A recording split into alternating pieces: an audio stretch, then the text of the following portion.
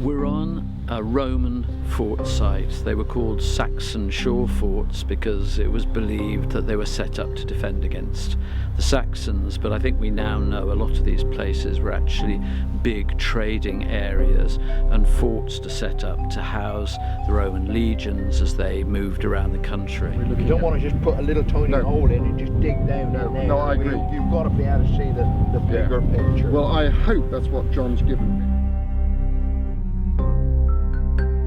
Game plan. Start over the main building in the middle of this Roman fort, and we're going to work out from that and cover as much as we can in the time we've got, really. Could you film my perfectly straight lines? I'm very proud of these. Come back. Oh, the digger's going to drive over them. We've got fantastic crop marks. John's bought his new amazing geophysics, and thank goodness on Roman sites we are finding something which has been a bit of short supply, finds. And very early we've begun to find wonderful things like this. Pieces of Roman pottery, beautiful foot rim, and Mark Corney, our expert, tells me this is 4th century. Yeah. Oh my God. Oh my God. Can you see it? Wow, hold it, hold it, hold it. Bloody hell. Welcome to Trench 3, morning of day 2, and we're in a different field here. We're in the eastern Vicus, which is the civilian settlement that sort of sprung up around the fort, but there really doesn't look like there's much left of it.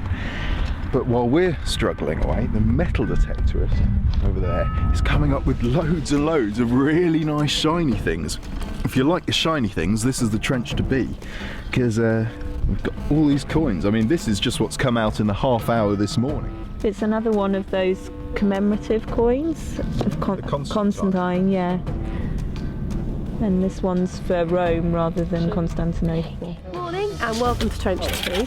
This trench was put here across our two intersecting alignments, the alignment on which the fort buildings were aligned and the alignment of this strange building that's being called Squiffy building. This is supposed to be sort of where they intersect. So that wall there that we're looking at in the middle between our two lovely boys there, that's supposed to be the wall of the Squiffy building. What Ian is doing is following down our sondage here, trying to find the road which should be the principal road through the fort. This is the Principia building, main building.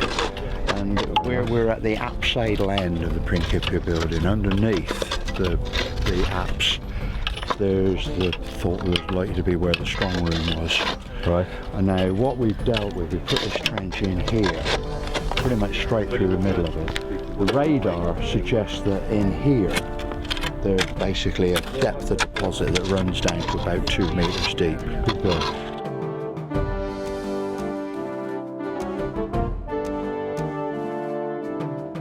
Okay. That's going to be pretty much where Tracy is then. If it's there, she'll get it. Yeah. You know, knowing that that's there, does it coincide? And it's bang on the money. It's bang on, you're right. Something I have noticed though, nearly every bone fragment has been chewed. It's had some kind of carnivore gnawing on it, which is interesting in the sense that if we're thinking about how a site was utilised, it tells us that they're perhaps not depositing their rubbish straight into a bin somewhere or into a ditch, and that a dog is getting hold of the stuff and giving it a good chew. So it tells us just a little bit more about, you know, how a site was functioning, basically. Halfway through day 2, the sun's shining. We've already put 4 trenches into our lovely fort here at Branodunum, and now these two want to stick in a 5th. And it's all down to your geophys again, John. Okay, so we've got a really big project on this one for geophysics. We've taken on quite a lot of land over 3 different fields. We're taking on, this itself is about 4 hectares, which we've already got. We're moving into the northern field, just trying to get a grasp of what's going on. It's looking really good. This is breaking news here. Just been found here. You see, this is actually the edge of the wall.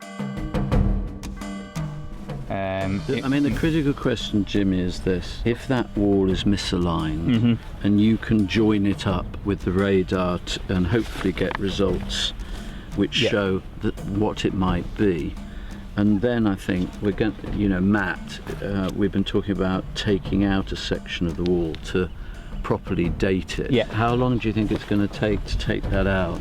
Probably half an hour, depending.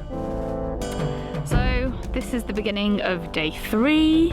We've managed to clean this massive trench, which is basically showing us the edge of the fortification. So day 3 on the geophysics, we were planning to go to the pub, but unfortunately we're not being allowed. I mean, Jimmy's radar results are so stunning. We really want to try and complete as much as the interior of the fort as is possible.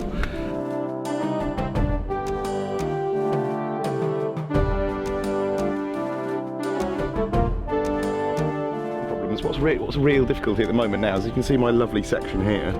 The bright sun, as it crosses the sky, is now casting a really oblique light on it, on the section, so all the shadows and everything, it's really difficult to...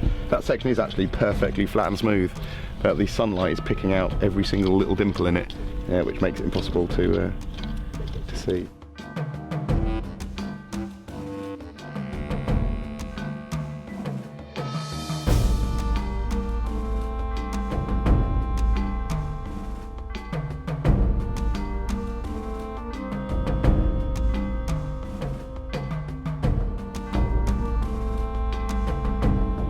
These finds, guys, and still they keep coming. That's what's so great about Roman archaeology, isn't it? It's brilliant.